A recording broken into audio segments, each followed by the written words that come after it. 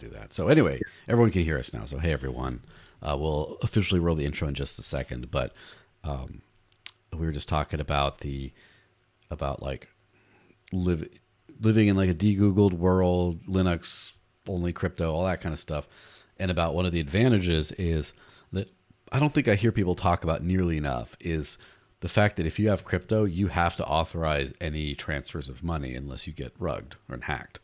And it's just like with cash, you literally have to give it to someone or someone has to rob your house or pickpocket you. And there's just something about like, I don't know how we ever got into this world where you just like give access to start taking your money to literally every merchant you go to. They just have your number and can just run up stuff and you have to fight. Like, how did that become the norm where we just give access to everything to everyone? That's insane, don't you think? I think it is insane. I actually think, though, in a way, I'm obviously being from states, people who have gotten very comfortable with this like backseas system, right? Where if I made a mistake or somebody charged me over or whatever, I have a remedial way of getting my money back. I would just push back on that for anybody who hasn't lived outside of the States. It doesn't work that way always in other parts of the world. I'm in Costa Rica.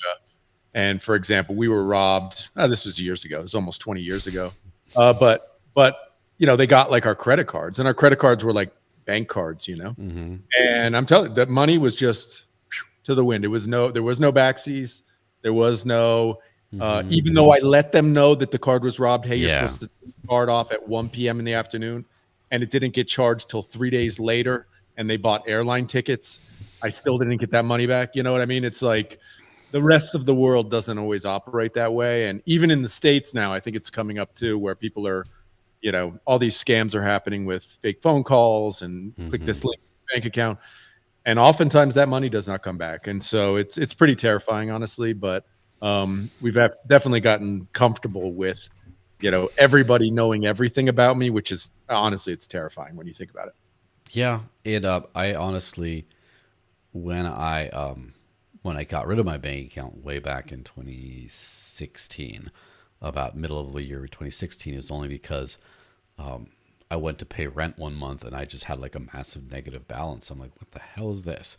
And finally, I was on the phone with the bank for several, you know, on hold on the phone. Oh, great modern technology for many days in a row, trying to get through. And some random person in Florida got like a printed copy of my deposit slips or like a scanned copy and just did some chicken scratch. It didn't even resemble me or my signature or anything. And just like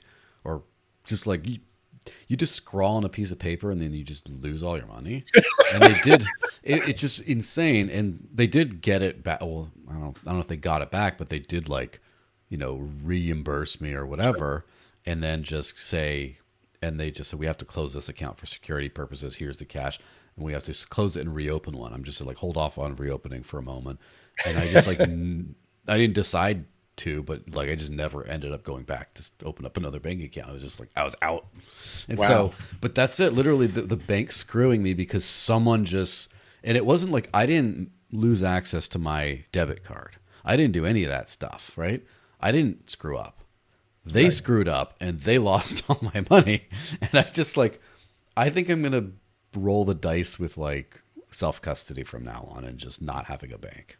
That's really cool. That's a cool story. Obviously, we've heard a lot more of it now with kind of Trump in office and the debanking and stuff. And I think, you know, to a lot of us, that's the kind of like tipping point when you get the buy-in for crypto. And certainly, you know, being living in Central America, knowing lots of, you know, Venezuelans and Argentinians who've used crypto, you know, to basically get out of those countries. You just see, and crypto is this kind of like, in a lot of ways, a great hope against a system that isn't working for people, right? And it is somewhat of an escape. It is kind of funny because we were also talking on both our crypto quorum space yesterday, but also on the quick swaps aggregated space today, the whole meme coin discussion. And the theme kept on coming up is like, at what point should regulators step in? And a key point that I keep on bringing up is we have to get out of this mindset that like anything that's legal is permission is okay, and everything that's illegal is not okay. Like because we have the government giving these guardrails, we're kind of like lazy in the rest of it. And so the same kind of principle applies to, we've had the legacy financial system for so long that we just assume that's how it works. And it's just like, a lot of people will make these excuses for that. Not grandma will never self-custody. And I'm just bullshit, because grandma self-custodies access to her bank account. And at the end of the day, if she loses all her stuff, she still has a way of proving her identity to them to let her back in, which is like a birth certificate or something that she has not lost. Like there is proof somewhere, even if self-custody is her biometrics, somewhere there's self-custody of the keys that let you do the custodial platform. Yeah. We can just make self-custody a little easier so that easier and better can do it. Yeah. It's interesting. I was talking, I've met David Chaum a couple times. Really interesting, great dude. I think we saw him. I think you saw him at the Litecoin conference, right? I didn't see him there. I did see him at ETHDAM last year, though. When I was there. Yeah, he was at the Litecoin this year. I just talked with him briefly there, but I'd seen him one time before where I was able to have a larger conversation with him. And I know that was something he was working on, was this kind of idea of like biometrics, a passphrase, something to make it more human. I know it can turn off a lot of his crypto natives with this idea of like whatever, a world coin, scan your eyeballs, right? Which can get very dystopian very quickly. I don't know. It's just like there's still a lot of room for growth, I think, in that kind of area.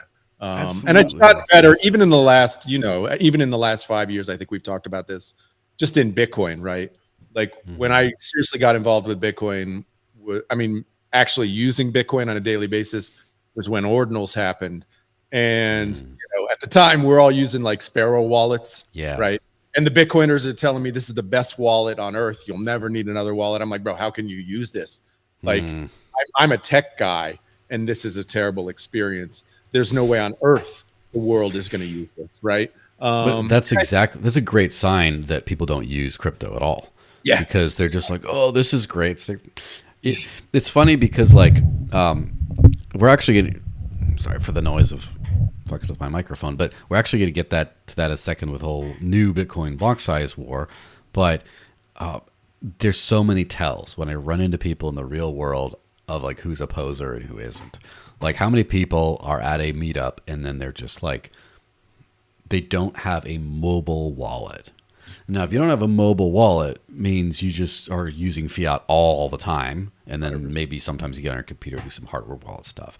And then of those who have it, how do they know how to use it? Most, you can tell, of like almost never sent a transaction. It's not a complex operation. It's just like a send.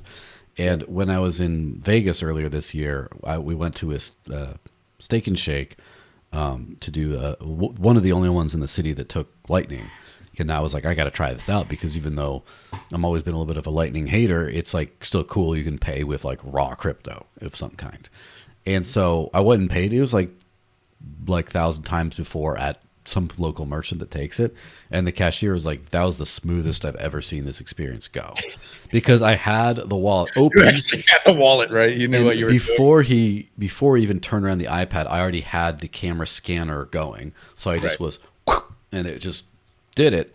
And everyone else, all these like laser-eyed maxis who call me a shitcoin or whatever, are all out there fumbling. I don't know how to do this. Oh wait, Bolt, what is this? A what invoice? And then they're just like, the guy's just waiting and like, staring at him while they're doing this. And like, here I am just like, clearly you can tell based on who you're with, like who's real and who isn't, kind of. Just like who says they're a podcaster and knows how to talk on camera versus who isn't. Oh, well, that's for sure. I mean, you realize, I mean, you're an outlier of an outlier, right? You're like the super outlier, like somebody who's given up. I mean, it's only a handful of you guys who I even know about who are fully 100% crypto. Yeah. Let me give a couple shout outs though, as far as the outlier thing. So when I was in Consensus in Toronto earlier this year, I was hanging out with my favorite Canadians, Scott C. Business, Scott Cunningham, who's a local Toronto guy, he does crypto stuff, and Crimson Clad, who's a Hive community member.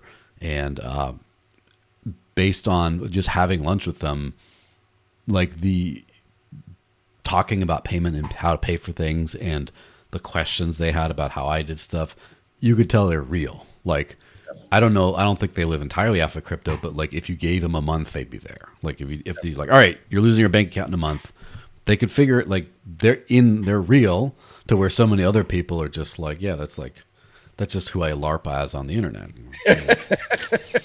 The Bitcoin, the classic Bitcoiner who's never used Bitcoin, right? I mean, Mm-hmm. it is the thing. I I don't know. sorry, you keep on hitting these points that I can't ignore. It was on Thursday Space. There was some Bitcoin maxi who just came in to yell at everyone for talking about meme coins, and he said that he like proudly said he never even looked at the Bitcoin white paper. I know. Like, why don't you hide that? It was so funny. Actually, the thing that I was going to say was that Bitcoin Vegas this year. When I don't know if you were there for the last couple of talks, right? It was like Saylor, and then Ross was going to talk, right? I listened to Ross, and Saylor was so packed, like I couldn't even get into the room, right? It was that full, and I'm talking to this really OG of OGs, right? And I'm like, well, it's just a bummer we're only going to get to see Ross from this distance. And he's like, no, don't worry about it. This is all going to clear out. I was like, no way, dude. He's like, yes way. These guys are all here to hear Saylor. Oh, and then so they're sad. gone. I was like, I literally, I didn't, you have a blind spot, right?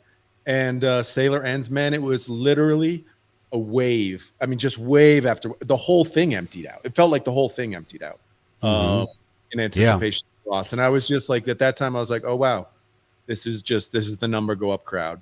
These aren't Bitcoiners, at the core. Yeah. And I will say, like, on the to be fair, you're 100% right. To be fair, about every seat was taken for Ross's thing. It just with Saylor, there was standing room only. Yeah, standing room only. Like, it was literally packed body to body. It's just like, for me, it's super FTX vibes where everyone liked SBF and all this stuff. And I used to be like, a few months ago, I was like, Saylor's going to tank everything. Now I'm kind of like more 50-50 on, is he going to tank everything or is he just going to sacrifice MSTR holders and he's going to be fine? So he'll be fine. I know that for sure. I can tell you that with 100% confidence. Yeah, okay. He will be completely fine. The kind of whoever is like has first line of, of that debt will be fine. Retail will not be fine. That's my view on it. I don't see how these things end well. That's just my like general vibe. Unless number goes up, like the money printer goes like exponential, which it could in the next couple of years, and Bitcoin goes exponential, then everybody's fine. But the rest of the U.S. is wrecked. And I mean, I don't know, man. I am not a Bitcoiner where I hope for hyperinflation and the destruction of the dollar in real time. Like I'm very hopeful that I live through an era where the dollar is not devalued and we don't get an hyperinflation in the States simply because I have family and loved ones who live in the U.S. I have a mom who's retired. I've seen what happens to, people in Venezuela, people in Argentina. I see how it destroys lives, and I wouldn't wish that on anybody. So I'm hopeful that somehow maybe the stable coins can kick this can down the road for another couple decades. Maybe. I think that's probably accurate. And I do have some Venezuelan friends who are talking about when it was heavy inflation, not just hyperinflation.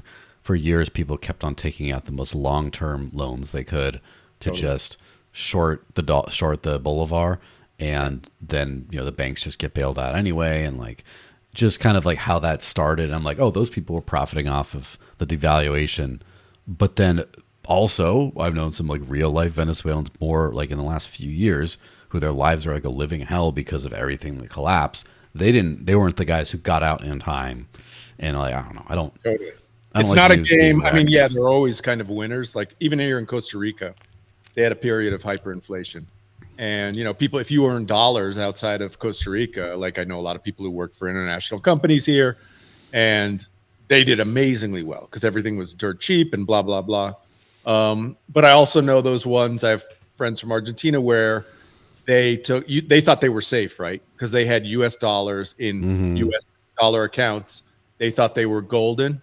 And it was golden until the government came in and literally just transferred all of those to whatever bolivars or whatever pesos, whatever they have down there, and it was over for them, And so, you think you're safe or you think you've played it safe, and all of a sudden that what you thought was safe is completely destroyed. And so yeah, it's brutal. Like you need, if anybody is wishing for this, and I've talked to Bitcoiners who are actually like wishing for this, I'm like, bro, do you have any family members as a 401k? Probably not. Probably not, right? They're living in a damn van down by the river. Well, let me actually run the intro now, because it's like 18 minutes in, and we need to run the intro and then actually dive into things. But yeah, it's been fun. So distracting. Anyway, through intro, 3, 2, 1, go.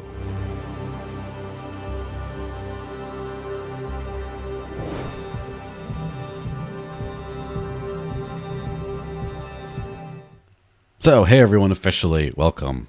Happy Friday. It's the Digital Cash Rundown, episode 203, which means I've done this for over 203 weeks. So just about early 2020 or so, mid 2020. I'm joined by the one and only Adam McBride. Surely no one else has this name on the planet. How's it going, man? Great, man. Thanks for having me on, man. I appreciate you. Yeah, no worries. I know we just got distracted talking about everything about crypto, which is kind of the point of the show. And there's so many rug pulls in crypto, and I don't want to add to it by saying, oh, we're going to talk about this and then talk about nothing about that. So sort of launch into a little bit of that. And of course, also want to be respectful to your time. Not everyone has 3 hours to just waste on a Friday afternoon. Or it is afternoon, right, for you? We're afternoon, a couple hours ahead of you guys in the East Coast. Yeah, like ahead.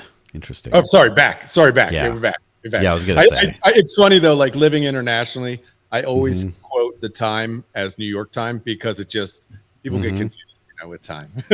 Yeah, I mean, that's where UTC comes in from that, and it helps. But anyway, let's get into this stuff. Let me first show my fantastic sponsor here, Coin ATM Radar, who were very nice to throw me a bag when they didn't expect to make any money off of it back in the day. So this podcast is very proudly sponsored by Coin ATM Radar. When buying crypto with cash, an ATM is much more reliable and safer than meeting some random person in a random place and getting stabbed. And unlike an exchange, which could freeze your account, you truly do own all the crypto you buy. When using Coin ATM Radar, you can find crypto ATMs and other services to buy or sell cryptos for cash. Search on the website by coin, address if the ATM supports selling as well as buying. You can also search by geographical area like country, state, city, and check current and actual fees at different ATMs. So to find out more, coinatmradar.com or coinatmradar.com. And yes, I did try that, like rattling off a different URL that I hadn't practiced, and it went disastrously wrong. So it just happened to be because of that. Is there a big ATM scene locally to where you're at? No. Never. I've never. I mean, I'm sure there are a couple of Bitcoin ATMs floating around in Costa Rica, but never seen one. I've seen more in Europe. Just walking around in Europe, I've seen quite a bit more. Yeah. I mean, it depends. It really does depend on Europe as well, because basically, like Netherlands, nothing. Like not a cash thing. But then you get places like Spain or Croatia. Those places have both used crypto ATMs in those countries, and it just works pretty well. But it will be fascinating to see if crypto ATMs go away entirely at some point, because of, I don't know, cash is not as big of a thing anymore, and also acquiring crypto is getting more like fed into like the Venmos and stuff of the world. Exactly. So yeah. I mean, it's interesting. Like cash here in Costa Rica, it's been amazing to watch the progression from literally when I moved here 20 years ago. Nobody had a credit card, like 0 people had a credit card, to now where you'll see there 100% of people's transactions will be on their debit card, from a local bank. And I mean, they'll literally go and buy a pack of gum with a debit card. Everything is cashless. So, it's wild how quickly these things can get integrated. There's this classic video of, it was actually one of my most successful tweets ever. I found this old video of what was like, it was like a local news report of, hey, look, this Burger King's accepting credit cards. Right? This is so crazy. Have you seen that video? And the clients of Burger King are like, what? Who would pay with a credit card? This is crazy.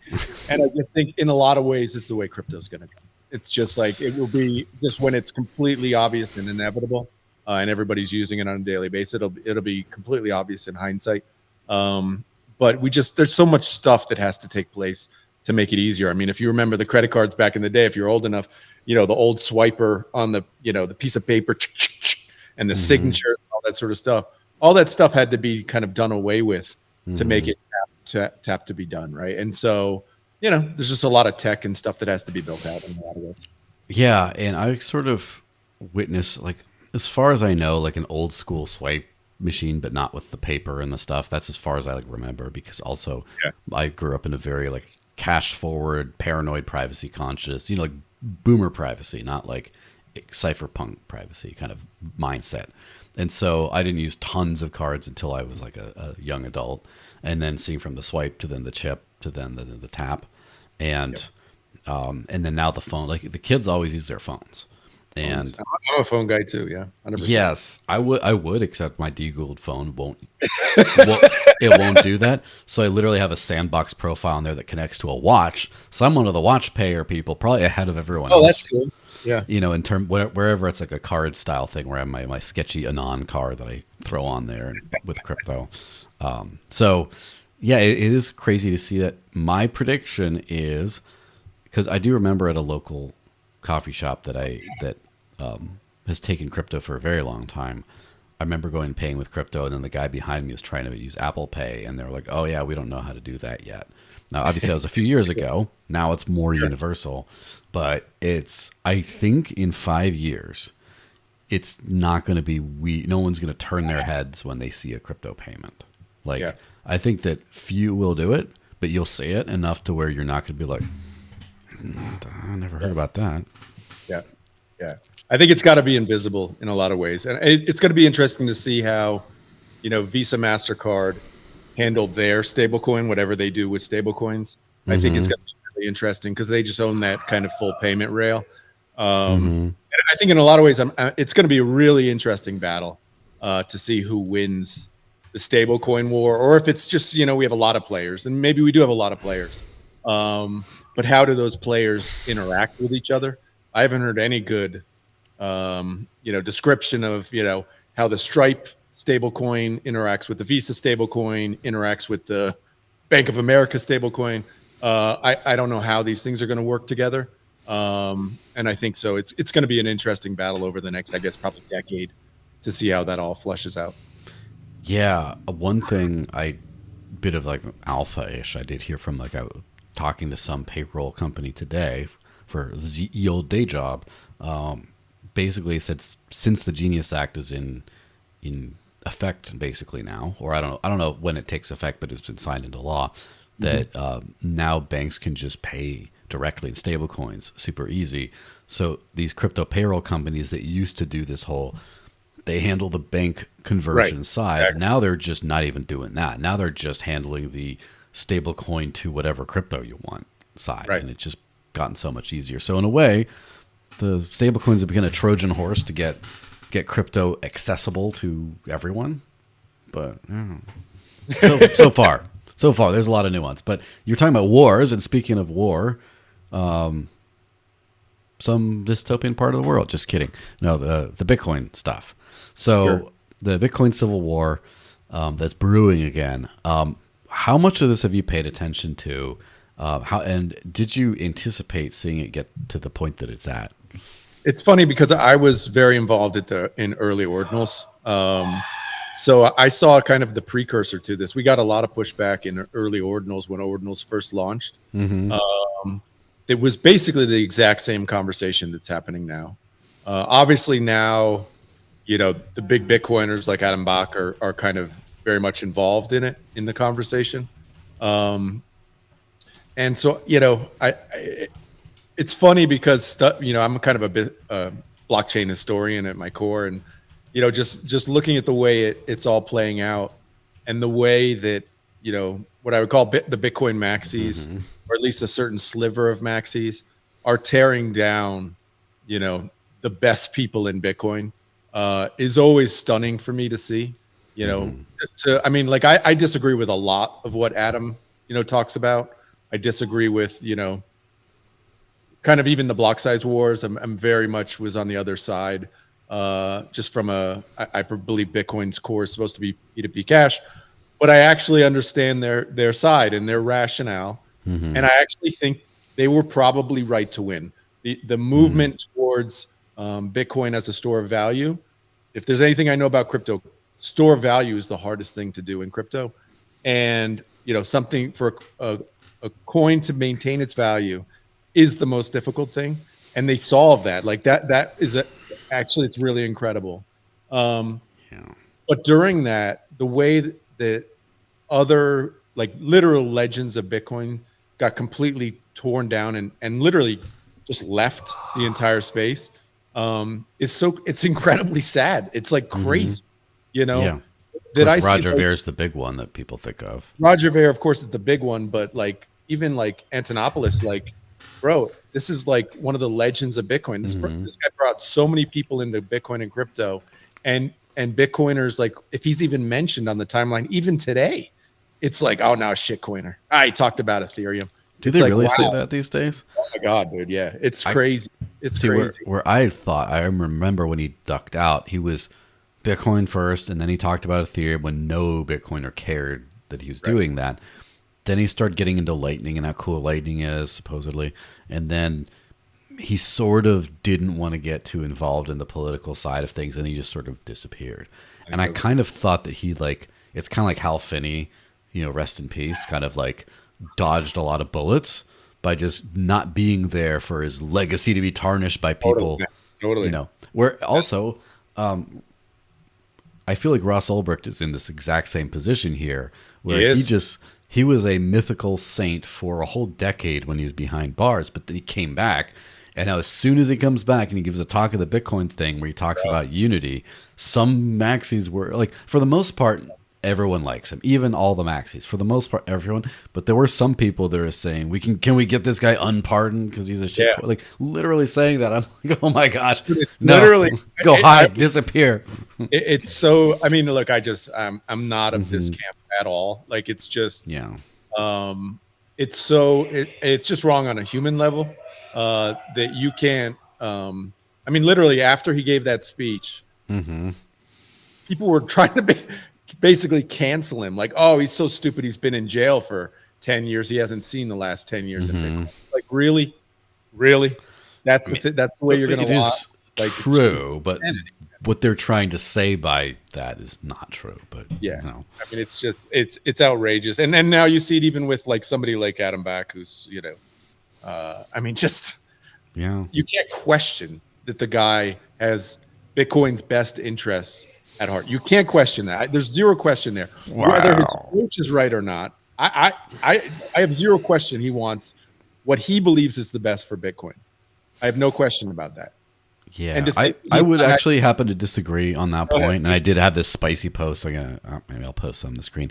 I think and someone actually pushed back on my post, and I have not yet written a response because it was late at night and I forgot about it. But I do think that Adam Back is unquestionably one of the original cypherpunk people, not to the Hashcash stuff, but also confidential transactions, which is an underpinning of like Monero and a bunch of MWeb on Litecoin and like all these things. Clearly, like this guy's got like roots, like amazing roots right there. Sure. Somewhere when he became fast forward to, this is someone who was saying like just to use a credit card or start a tab instead of actually using Bitcoin to buy stuff. It's like, oh, that was a little meh during the block size war, to where he's the CEO of a literal permissioned payment company on top of Bitcoin that wouldn't have been needed if the block size war gone the other way. And he's a CEO of a treasury company as well now. That's why I call him Adam Bank now, and I put a little bank emoji next to it and just roast him constantly. It's X, right? It's Twitter X, whatever. Sure. It's obviously a little more theatrical. Like if I met him in person, I wouldn't be like bank. I wouldn't be that juvenile, but that's it's what it is. But he has become quite quite a financial institution. I do believe, and only he knows what's inside his own mind and heart. I do think he saw a lot of dollar signs at some point, being like a broke ass cryptographer, kind of. Again, I'm assuming things, and thought, how can I Yeah, you're assuming profit? a lot there, bro. But I get Yeah, it. I, I I get it. think he prioritized profit first. Maybe he legitimately thought this is the best way for Bitcoin to go, is to restrict the block size and just do off-chain things. But Yeah. I think he also, I would say he's more self-serving than he is his version of he thinks this is best for Bitcoin. That's my personal opinion. Again, I don't know the I man. can't necessarily disagree with that. I would say, you know, my gut would say everybody's self-serving, right? Everybody has their own self-interest, and for that, I mean, yes, obviously he has shareholders to account to, Yeah. and he may have seen it as, at the time of the block size wars that, yeah, this is more important for me to push small blocks. Um, Mm-hmm. I'm not sure. Like you said, you can't know what's inside his heart. I will say though, I mean, my view has actually changed. I think Mm-hmm. small blockers were actually right at that time for what Bitcoin needed, and my views changed on that in the last year. I'm very much was in the Roger Ver camp of big blocks are the way we keep Mm-hmm. peer-to-peer digital cash. But I don't think you could have had this kind of number go up technology and the full adoption with big blocks. And of course, we'll never know Yeah. because we didn't live through, we Of didn't course. This that is version. speculation. That's a And different simulation, right? unfortunately, you're leaving out these crumbs of like 2.5 hour discussions that we can't have in the Yeah. moment. But I would really like to have a conversation on that, because there's very few people who are reasonable who are willing to have that. I've sort of come around to think sort of something similar but opposite, in that the reason why NGU technology worked is because of the medium of exchange powers of Bitcoin. It's just that we big blockers, I should say, underestimated or overestimated the role in coffee size transactions in making that. But like my point of view today is that Bitcoin is the best store value in crypto right now, because it is also the best medium of exchange. Because for the things that really matter to people with money, like the user base of Bitcoin, the same number of people use Bitcoin, but it just shifted up the wealth pyramid and the Right. importance pyramid.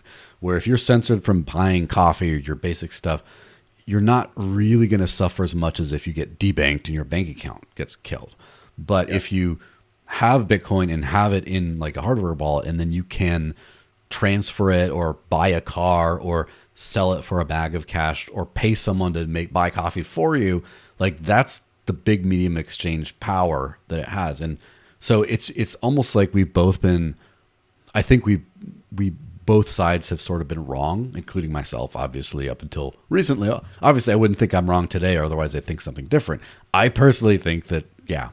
And Yeah, I mean, for me, it's so interesting, and because obviously we want it to be a medium of exchange, but there was a time. I mean, it's so different. The crypto market right now is so different now that Trump's been elected.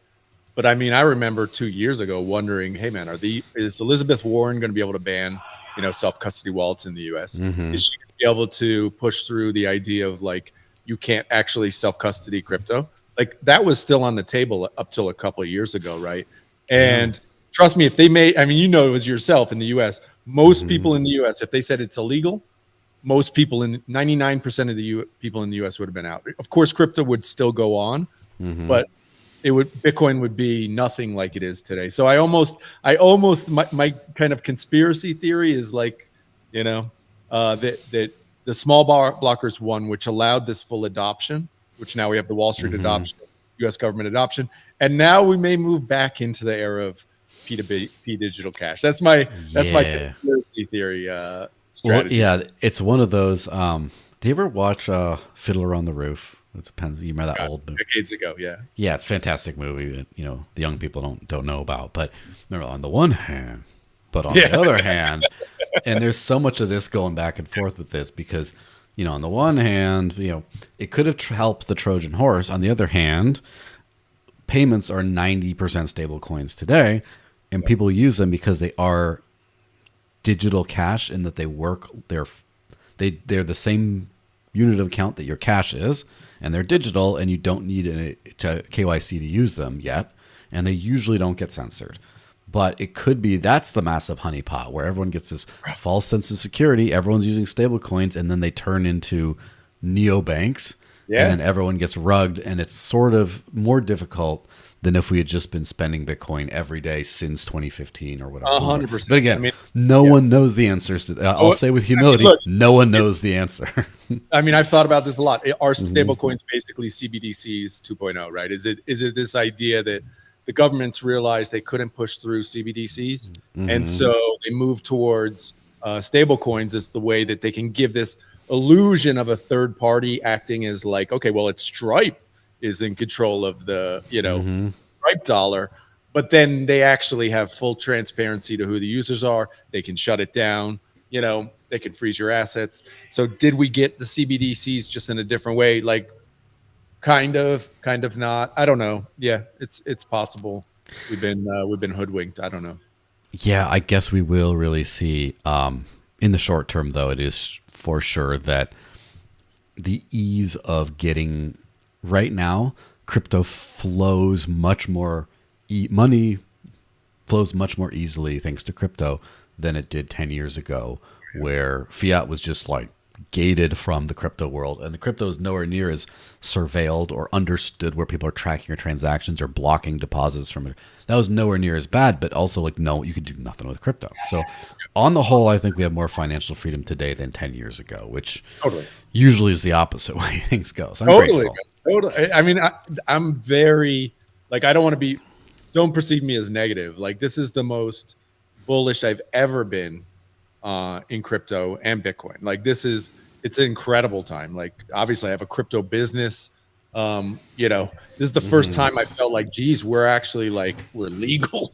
It was always like you're right on the can we allow staking? Can we allow burning? No, we can't because we're gonna go to jail. Like this is the first time I felt literally my entire career in crypto. Like, wow, this is like we're okay, So I'm Hmm. very bullish crypto, Yeah, I but mean, of course it could change with a new administration, right? You're just like I've talked with people, lawyers for big hmm. exchanges and stuff, and they've been like, look, this is a window of moving fast, and I think we're seeing that with Base saying they're going to come out with a coin, MetaMask, all these kind of things are happening where companies are like, we're going to move fast right now because this is the time. We don't know what the next administration is going to do. Let's try to get some stuff Get done. entrenched. Get entrenched. Exactly. This is the time. There's no better time, and you gotta make hay, as they say. Yeah. Well, before we get to that stuff, just wrapping up on the Bitcoin Civil War type thing. So, not Luke Jr. and them got upset at the ordinal stuff, the JPEG spam or whatever, and now want to filter them out. And most people just didn't care. They're a fringe minority point of view. Based on the constant damage control I'm seeing from people like Jameson Lopp as well as Adam Back and people like that, it's just like you could tell how serious a threat something is by how serious it's being taken by the people they're threatening. Mm-hmm. And I think I don't know how this is going to react. I did write an article about this that went into a lot of detail for a newbie perspective, but I don't know what. How do you see this thing playing out from here on out with the knots versus core thing? Yeah, I mean, I think it's unstoppable, basically, um, Mm, and that's my current belief that this idea of spam is mm-hmm. on Bitcoin is unstoppable at this point. And the only way to truly stop it would be basically, well, you can't really stop it. And I think what Ordinals kind of highlighted was there's always going to be a group of people on any blockchain who are going to, in theory, not in theory, it's a permissionless system. And there are Mm-hmm. always going to be people who fuck around with it. Yeah. And ordinals are actually a really efficient way to put JPEGs on Bitcoin. And I Mm-hmm. know Bitcoiners don't like to hear that. And they say, well, this is money and blah, blah, blah. Getting to the core root of what Bitcoin is. That's fine. But there are always going to be people who play around in the edges. And there are people who love inscribing and doing graffiti on Bitcoin. And my whole kind of thesis for somebody like Luke or somebody who not like Luke maybe, but maybe a His newbie who's tribe. like is yeah, that tribe is like, look, accepting or being okay with this kind of not even really that bad spam or JPEG, whatever you want to call it, prevents actually much worse spam. So, I mean, this was literally a conversation we had at the start of Ordinals, which was, Bitcoin stamps, which I was involved with, came out very soon after Ordinals. They're much worse for Bitcoin. They're much worse for Bitcoin bloat. They bloat the UTXO set. If you do away with Ordinals in some way or try to do away, these people are going to move to the next thing. And not only are stamps bad, but it can be much worse than stamps. And I'm not saying this is like a threat or something, but if you're just, it's like from this perspective, people are going to want to do this and you can't stop them. So let's create, these people are actually hardcore Bitcoiners. They love Bitcoin. They want to do it in an effective, efficient way. Yeah. Both sides are hardcore Bitcoiners, which is funny. Both sides are, which is, it's funny. And so let's maybe work together to make it the most efficient way possible. And we've actually seen, even with stamps, which are not efficient, that guys who were like super hardcore into stamps made it like 5 times more efficient than at the start of stamps, right? And so, I just say, like, I know they're not going to work together, but try to, it's like it's talking to a brick wall. It's almost like try to have an open mind. But that's my viewpoint on it, because I'm a believer in, I like ordinals, I like stamps, I like being able to do that with blockchain. But I understand people who don't want you to be able to do it. But the reality is they can't stop them from doing it. So those people will find a way to inscribe JPEGs on blockchains. It's just the way it is. Always been. Literally, look at every blockchain in the history of everything. That has always happened. Always. That is 100% true. And so you can't stop it. And so trying to do it in an efficient way, that's always been my argument. And people do this with fiat too. Like, how many restaurants have you been into? They're covered with dollar bills that are signed of whatever and they doodled on. It's just like, people just do that. It's what people do. It's because money is a language, and people use language to express different things. And it's just fun. One thing that's a theme that's come back in my mind a whole lot these last few weeks has been sins of the past.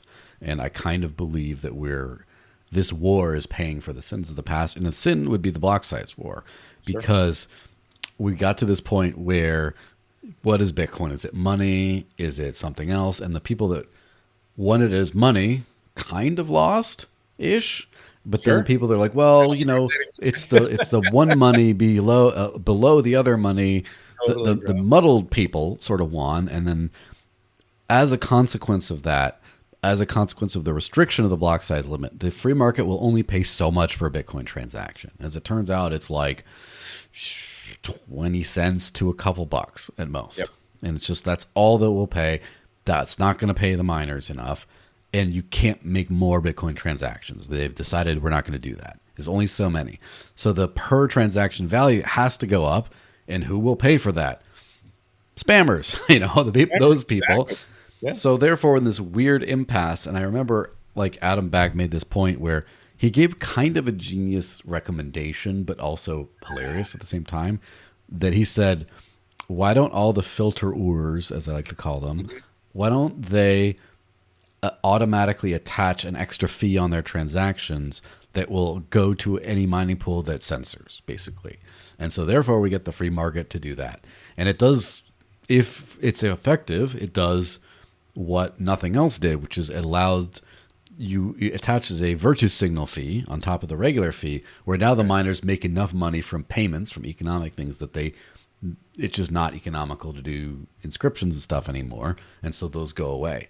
But on the other hand, it's sort of genius, because if this doesn't happen, he can say it's routing around the Sybil attack, which is the NOTs nodes, where now he says you can spin up as many of these dumb nodes as you want, right? But you can't fake economic activity. And then you can say, see, you guys aren't putting your money where your mouth is. There's no actual demand for the filtering. You're just a bunch of LARPers. So it's a genius way of framing that, but it is kind of funny. I mean, that's my experience in, business in general, is there's a big disconnect between saying you want something and paying for something. And I'll give you a real world example. Like my wife, we have a soap company here in Costa Rica, and we started the whole refillable dispensers. Like this was back in literally like 2005. We were one of the first soap companies on earth to do refillable dispensers in bathrooms. I'm telling you at the time, and this is so much better for the environment. As it goes from like, big hotel will do literally hundreds of thousands of bottles every year. You remember the small bottles to like no bottles a year, right? I'm telling you, they weren't willing, and these were eco resorts, weren't willing to pay a penny more than they were paying for the existing infrastructure, right? I mean, this was like eye-opening to me at the time. Now I understand it. Like the economic incentive, people are not willing. Like they'll virtue signal all day up and down, but when it comes to spending their own money, that's the true test. That's the true test. And you see it with the JPEGers, the ordinals guys. They'll spend hundreds of thousands of dollars to inscribe stuff. Like they'll pay. And so yeah, economics always wins, man. Yeah, you got to take it from those guys. And this reminds me. So I don't know if you've seen the Samurai Wallet type people. Sure. They are, obviously Samurai devs are, in prison, but the kind of resting community, the resulting community, right, are introducing a script in Bitcoin Core to block all connections to knots because, and this is because, stealth addressing and zero link coin join things, apparently those transactions are too large to fit in the knots filters. So knots is trying to filter out the spam, but as this fellow here, Noosphere 888, I don't know how you say it, he was showing this thing here where he says the knots sheep don't know how to transact privately. They don't know how to use zero link coin join or stealth addressing. They are posers. And so it is kind of fun in this. I do know a lot of, I know a few knots people, Nazis as they call them. I don't know if that's going to get this censored off YouTube. I don't care. But like I do know some of them, and they do seem to care about the money use case. I know some who actually spend Bitcoin for like 80% of their purchases, or like they're actual like really legit people. But like also, this is an uncomfortable truth of when you start censoring the use cases, then there are innovative use cases where Bitcoin does not have privacy. And like, for example, something like Dash has a built-in coin join and built-in stealth addressing username stuff. It's all built in. It's all fine. It's not built into Bitcoin, so people have to find ways of getting those things. And those ways are extra data and flexibility. And then you're like, okay, well, also the criticism there is that there's too many posers, too few people doing this, because if tons of people were using zero link coin join and stealth addressing and all this stuff, there would be no need to go to ordinals for money for the miners, because people would be doing it, but they aren't. So it's kind of funny how the knots group is like the knots nodes are like rejecting all these like large transactions and stuff. And then at the same time, there's this other growing group that's just rejecting them. So it seems like we're cruising towards sort of fork territory. Now, what do you think? I would say, I understand what you're saying, but I don't believe it's going to get there. I believe it's in a lot of ways, like you said, it's virtue signaling. And Luke in some ways is actually pretty good at Twitter. In that he's able to, able to write liar in all caps repeatedly. Yeah, he's able to genius create anger, and you realize in social media, today creating anger is, gets you a lot of traction, and it's got knots a lot of traction. Like I think it was like, 0.2% of whatever nodes were knots nodes, and now we went up to 15 or 30% or whatever it was. So in a lot of ways, he's been able to kind of raise this awareness level for something that's never going to work, So I don't know. At the end of the day, how does it resolve, do you think? I think it just kind of simmers away. I don't think knots is going to really get any real traction. Just because, it's just not. It's just knots. It's knots. But I think Luke's done a good job for himself of, building his brand and awareness. Yeah. One of my flexes is I haven't been blocked by Luke yet. Liar. I'm very soft with Luke on the timeline. And he says some stuff that's really interesting. I mean, you when you dig into his viewpoints, like, he believes that, I think it was 80 or 85% of every user on Bitcoin needs to run their own node for Bitcoin to be decentralized. I'm like, bro, that's never going to happen. It's literally an impossibility. Like, people don't operate that way. Sounds good though. But it sounds good. It sure sounds good. So he's got a lot of just things that are outrageously impossible beliefs. I don't know. Eating the kitty cats. Yeah.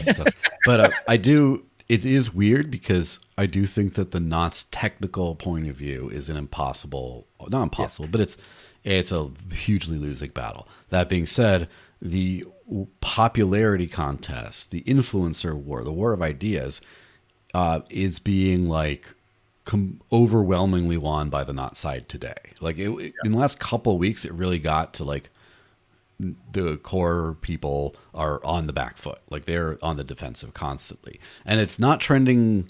It's not really looking great for them. So at some point, something has to happen, right?